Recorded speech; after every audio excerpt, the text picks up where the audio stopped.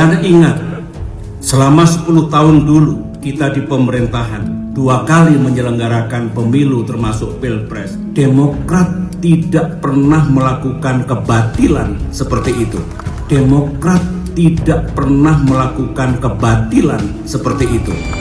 Partai Demokrat bersama SBY terus melawan korupsi tanpa pandang bulu. Bergabunglah bersama kami.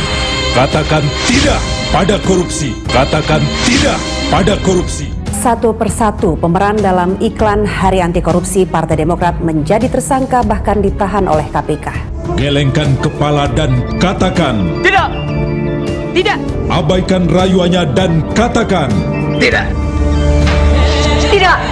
tutup telinga dan katakan Tidak. Tidak. Saya mendengar, mengetahui bahwa ada tanda-tanda pemilu 2024 bisa tidak jujur dan tidak adil, yang hanya diinginkan oleh mereka 2 pasangan capres dan cawapres saja. Kalau kemudian saya katakan nanti kemungkinan cuma tinggal 2 calon, lalu ada yang marah-marah, menurut saya itu buruk rupa cermin dibanting, itu loh. Kita punya 3 calon, kalau tren Anies turun terus segala macam, jauh selisihnya antara dengan yang 2 lain. Pertanyaannya adalah, apakah akan ada yang mau mendukung orang yang pasti akan langsung kalah di putaran pertama? Pikiran seperti itu batil. Itu bukan hak mereka. Pemilu adalah hak rakyat, hak untuk memilih dan hak untuk dipilih. Yang berdaulat juga rakyat. Tren Anies ini turun. Dia turun karena metode kerja.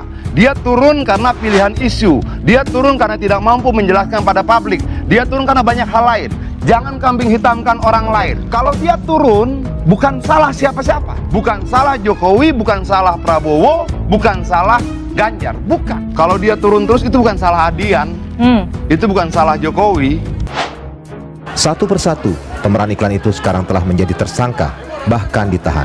Sebut saja Angelina Sondah yang perkara dugaan korupsinya telah diputus di pengadilan. Pemeran lainnya, Anas Urbaningrum, telah menjadi tersangka sejak beberapa bulan lalu. Terakhir adalah Andi Alfian Malarangeng. Setelah 8 bulan menjadi tersangka dalam kasus Hambalang, penahanan Andi ini menambah panjang daftar kader Partai Demokrat yang menjadi tersangka, bahkan ditahan karena kasus dugaan korupsi. Begini, saya tidak mengatakan hambatan ini saya dengan Pak Jokowi, tidak. Saya tidak harus izin sama beliau. SBY bukan bawahan Jokowi, SBY bukan bawahan Jokowi, Partai Demokrat bukan partai koalisinya Pak Jokowi, Partai Demokrat bukan partai koalisinya Pak Jokowi. Hati-hati juga berbicara. Enggak, gini maksud saya tidak mau agresif. Tapi kalau masuk situ saya akan bilang juga bahwa Anies itu mantan pecatannya reshuffle-nya Jokowi. Bahwa Anies itu mantan pecatannya reshuffle-nya Jokowi. Evaluasilah. Evaluasi, introspeksi diri lebih baik daripada mencari kambing hitam. Artinya apa? Ini kan Bang Adian ingin mengatakan ada data survei. Kok rasa-rasanya perubahan ini akan nyungsep, akan tenggelam? Ya karena calonnya turun dengan sendirinya dan tidak perlu menyalahkan orang lain. Kondisi mega proyek Wisma Atlet di Hambalang, Bogor sangat memprihatinkan. Proyek era pemerintahan Susilo Bambang Yudhoyono yang bernilai 2,5 triliun itu mangkrak akibat KPK menemukan kasus korupsi. Tak salah, sejumlah netizen menyindir Hambalang seperti rumah hantu terbesar di Indonesia. Kalau kita di tanah, ini kan kekhawatiran yang tidak masuk akal. Tidak waras kalau kita khawatir. Mana khawatir?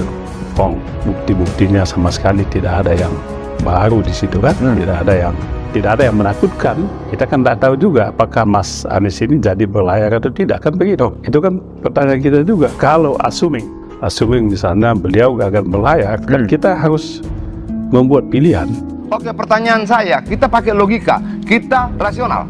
Kalau dia turun terus sampai angka 13%, terakhir sudah 14% loh. 13%, 9%, 8%, apakah tetap mau dukung? Kalau mau ya terserah, nggak apa-apa buat saya. Kita melihat apa yang dihadapi oleh teman-teman Nasdem sebagai pendukung utama Mas Anies, kan begitu ya. Tokoh-tokoh partai ini kan begitu, Pak Sekjennya masuk bui, Pak Sekjennya masuk bui, kan gitu. Tadi kita debat kusir, sekarang kita masuk debat semantik. Oke, kamu yakin tidak Anies menang? Kamu yakin tidak Anies menang? Ya, terus terang aja, Demokrat kan susah. Bagaimana kita mau mengkampanyekan ini belum jelas siapa siapa cawapresnya, kan begitu ya. Teman-teman kader partai Demokrat itu belum ada yang secara masif untuk membuat baliho Anies Baswedan sebagai capresnya, kan begitu. Nah, semuanya menunggu, jangan sampai nanti ini ternyata tidak, kan begitu. Kalau kemudian surveinya Anies sampai 13% doang gimana? 13%, 9%, 8%, apakah tetap mau dukung? Kalau mau ya terserah, nggak apa-apa buat saya. Ya, saya secara pribadi mengatakan ya pilihan kita bisa ke Pak Ganjar, PDIP, kan begitu. Kalau saya bilang sih ntar juga bakal banyak yang gabung.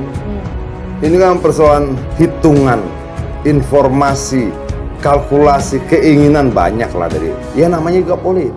Tapi saya sih berpikir pada akhirnya semua akan ke Ganjar.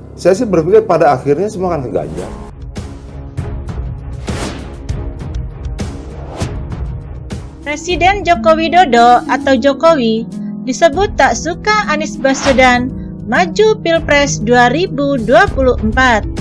Hal itu ada dalam isi buku Susilo Bambang Yudhoyono atau SBY. Ya, buku SBY soal Pilpres 2024 dan cawe-cawe Presiden Jokowi menyita perhatian publik. Menurut SBY, Jokowi tak suka Anies Baswedan maju sebagai calon presiden atau capres di Pilpres 2024. Diketahui, Anies Baswedan diusung oleh Koalisi Perubahan untuk Persatuan atau KPP sebagai capres dalam pemilu 2024 mendatang. Baru-baru ini, isu panas pemilu 2024 dipantik dari buku terbaru SBY. Dalam bukunya, SBY blak-blakan soal sikap Jokowi terhadap Anies Baswedan. Menurutnya, Jokowi tak suka Anies Baswedan maju sebagai capres di Pilpres 2024. Seperti diketahui, Presiden ke-6 Republik Indonesia, Susilo Bambang Yudhoyono, meluncurkan buku terbarunya. Buku berjudul Pilpres 2024 dan Cawe-Cawe Presiden Jokowi, The President Can Do No Wrong. Itu memiliki ketebalan sebanyak 27 halaman dengan cover berwarna merah hitam. Buku yang bisa dibaca publik melalui versi digital ini berisikan tentang fokus SBY terhadap pemilihan presiden atau Pilpres 2024 mendatang.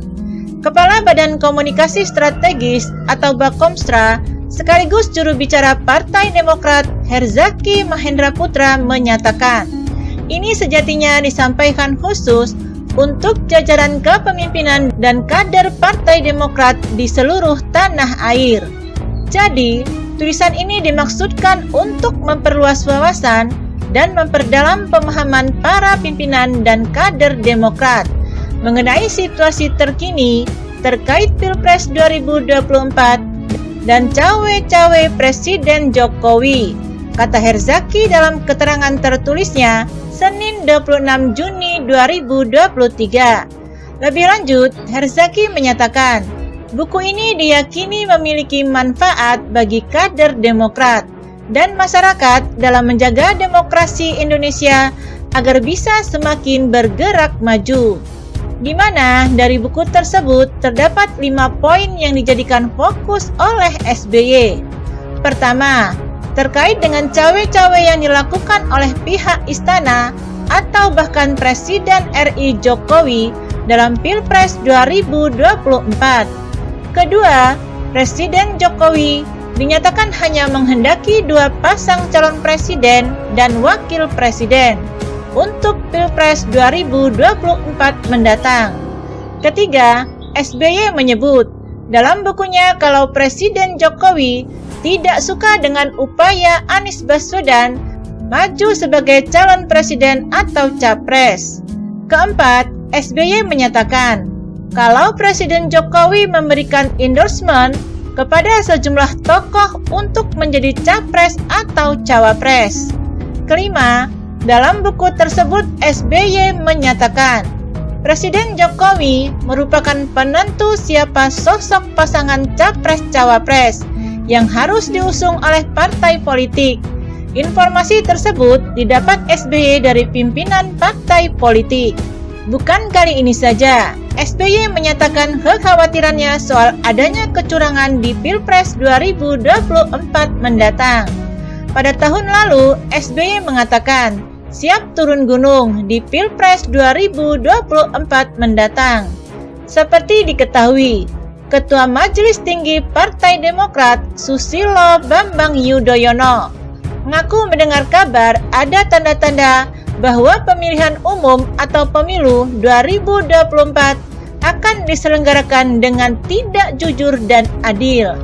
SBY mengatakan karena adanya informasi tersebut, ia mesti turun gunung untuk menghadapi pemilu 2024. Para kader, mengapa saya harus turun gunung menghadapi pemilihan umum 2024 mendatang?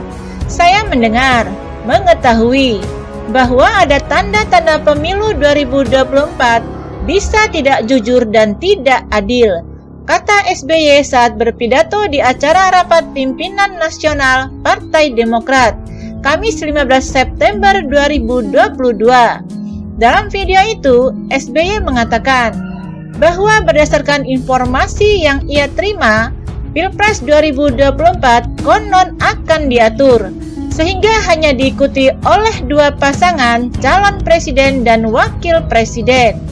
Menanggapi hal tersebut, anggota DPR fraksi PDIP, Adian Napitupulu, menilai Ketua Majelis Tinggi Partai Demokrat Susilo Bambang Yudhoyono atau SBY sedang berkaca pada diri sendiri karena menduga pemilu 2024 bakal tidak adil dan tidak jujur.